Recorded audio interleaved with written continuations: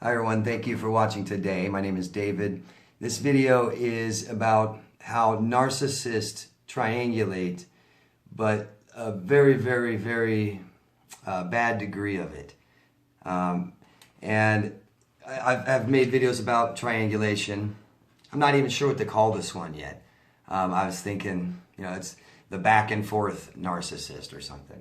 But I was requested to make this video. So triangulation, for those of you who do not know what that is, it's when somebody you have any kind of a relationship with that's one-on-one relationship, just the two of you, and they introduce somebody else into that relationship. So very often an intimate relationship, and a partner could be attempting to triangulate you with somebody, a coworker.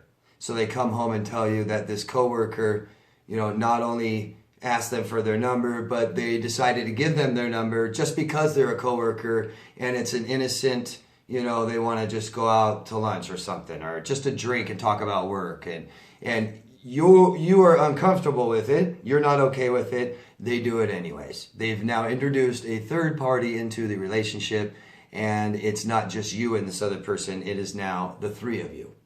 Triangulation. There's all kinds of different forms of it. There's all kinds of different methods that people use. Narcissists specifically do this a lot. So I want to talk about it's when you're with the narcissist, but you find it's more important. I mean, this could be narcissist, borderline, psychopath, very common.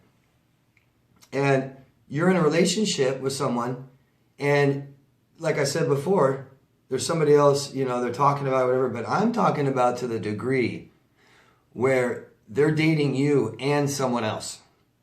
And this could happen over time. You could find yourself in a relationship like this that's right off the bat, right off the get-go, right out of the gate. And, some people find themselves with married people. And it's that promise of, yes, we're married, but we're going to be divorced soon. We're separated. I live with them, but I don't sleep with them. I sleep with them, but we don't have sex.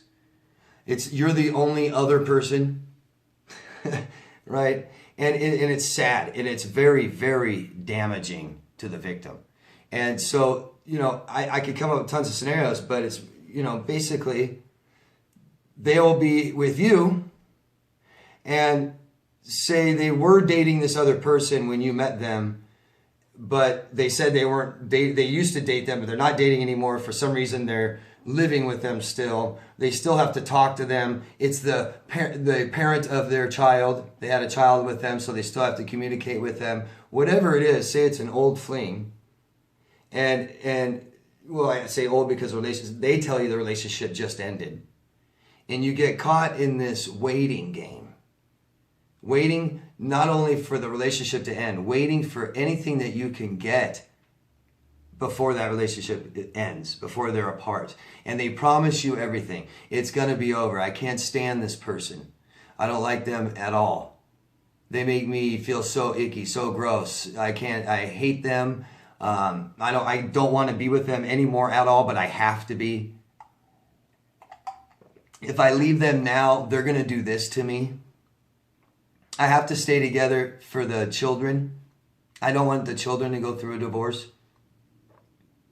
These people that do this, they're looking for that, okay? It always seems like it's some kind of accident, like some kind of weird circumstance, a whole bunch of circumstances added up to this moment where, oh my gosh, what are we going to do? And they look at you like, I don't know what to do. You don't know what and then they try and get sympathy for you. You don't know what it's like to be caught between two people that you love. It's like, no, you can't love either one. I don't think. You didn't fall in love with one person and it just decided, you stumbled upon, you fell into love.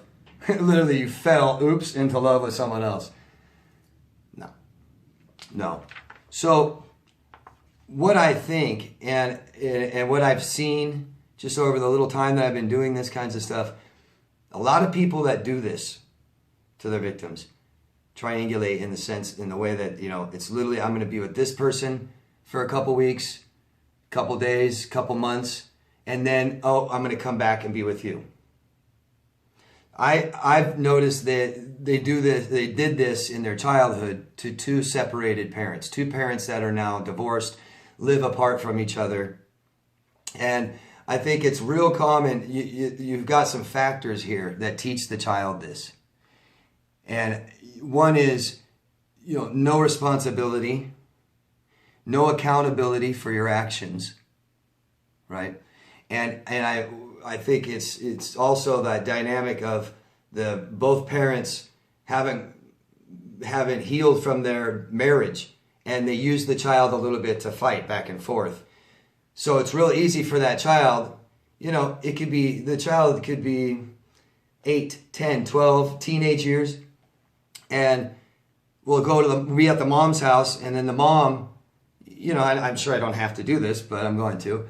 The mom is upset with the child because the child isn't, doing chores around the house, isn't meeting responsibilities, didn't like the way that the child talked to her, maybe, and put on some responsibilities to the child. For one, you can't talk to me like that anymore. 2, you have to do your chores, and if you don't, this is going to happen. Some sort of scenario like that with those circumstances. And that child says, guess what? I'm not going to do any of it. You're mean to me, and I'm going to go over to Dad's house. And that hurts the mom. It does. Goes over to the dad's house. The dad is so happy. The little narcissist is with him. Not only, he gets attention and gets to be with his child, but they got in a fight, right? The child and the mom got in a fight. And so the dad's just ready for the child to give it to the dad. Oh, mom's horrible to me. Mom did this and that. And the dad says, oh, yeah. Oh, that's okay. Don't worry. We're gonna reward you for that.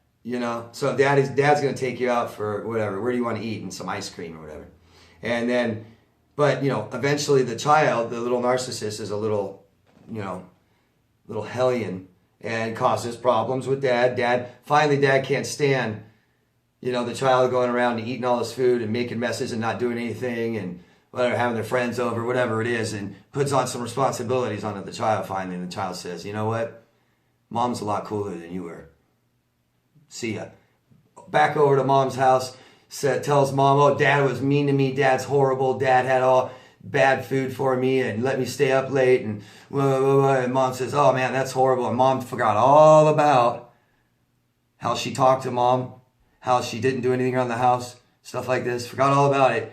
And says, oh, guess what? Let's go to the movies tonight. What movie you want to watch? And takes the child out, rewards them, talks some trash about dad. Dad's a loser. Talk trash about dad's new girlfriend.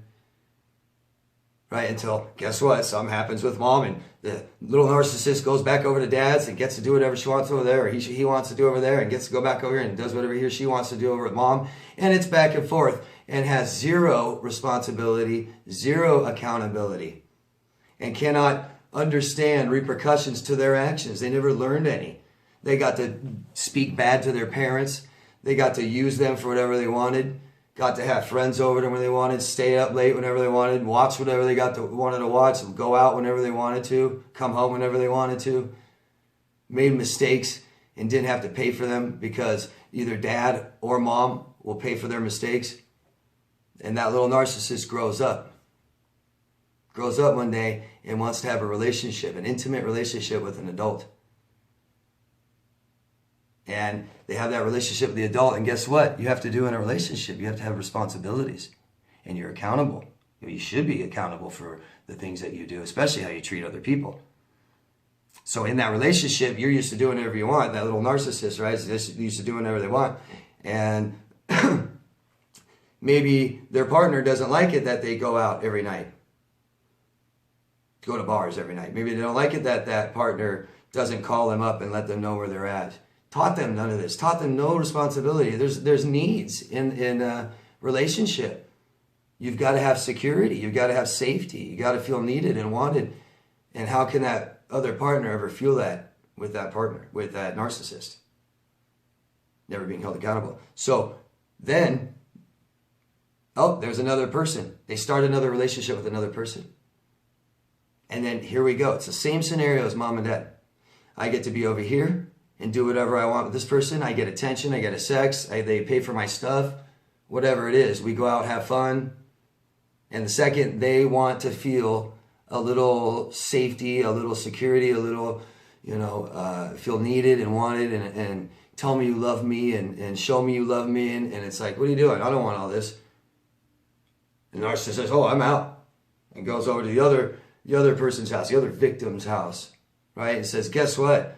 That person's horrible. Oh, they're so annoying. They made me do this and wanted me to do that. And they're latching on to me, or they wouldn't give me any sex. They wouldn't give me what I wanted. Maybe they just don't get enough. Finally, when they don't get what they want from that person, they're out. And they go right over the other person. And this other person, which may have been some of you, is sitting there like almost seething to hear bad stuff about the other person. And it almost gets to the point, instead of the love that you want or need from this person, it's more like satisfying or gratifying to hear the hate for the other person, right? This kind of thing, there's no security in the relationship, and they're using that. They're exploiting the security of the relationship, aren't they? Because you never know, even when they're back with you, you don't know if they're going to leave and go back to the other person. And while you're thinking that way in the relationship, you're thinking, well, I better be really good. I better make them very, very happy. I better not cause any problems. I better not speak up for how I feel, because I'm starting to have feelings of, I'm kind of scared that you might leave again. I kind of feel like maybe I'm not good enough. Because, don't forget, the narcissist is telling you in the beginning, when they come back, how horrible this other person is. Oh, they don't do anything like this. You're so much better than them. But man, that quickly changes to comparing and saying, well, they wouldn't do this. I mean, if you start doing things that narcissist doesn't like, they'll let you know. Well, so-and-so would never do this. I hate when you do that. They never do that. God, why do you have to do that? And it could be something like, God, can you tell me you love me? Or can you show me you love me? Make me feel needed. Make me feel wanted. It takes all responsibility off that partner. How can you hold that partner responsible for anything? You can't even tell them you feel bad. You're not happy. You're upset. You feel lonely. I can't take it when you're gone. I can't take it when you're here. I'm afraid you're going to leave. How do I know you won't leave? And they say, oh, I won't leave. But then when you get in a one little fight, maybe they're gone. And they're over there at the other person's house, and you know what they're doing. They're talking, saying how bad you are. And you start totally comparing yourself, even though they've been doing it. You're doing it. You're now comparing yourself to this other person that you don't even know. And you hate them. You hate them so much. But what's worse is you start hating yourself. It's so shameful. It's this kind of shame that piles on top of other shame. Because if you're with somebody and you're not getting what you need over time, it causes shame. You're going against what you should be doing. It's shameful. It's embarrassing if you try to talk about it with somebody else and tell them you don't want to. Now they're over at this other person's house, justifying it, saying, you know how it is, you know what the deal is between us. It's awful. They get you to lower expectations of them. They get you to manage down your own standards. Manage you down and down and down and down. It forces to give up all control. You have no control. You don't know what days you're going to be around or with them, which means you don't know what days you're going to be happy. You don't even know what to do, what to plan for. You're living day by day through them and how they feel, through their standards, by their standards. Comparing, causing lower and lower self-esteem, making you try harder and harder and harder.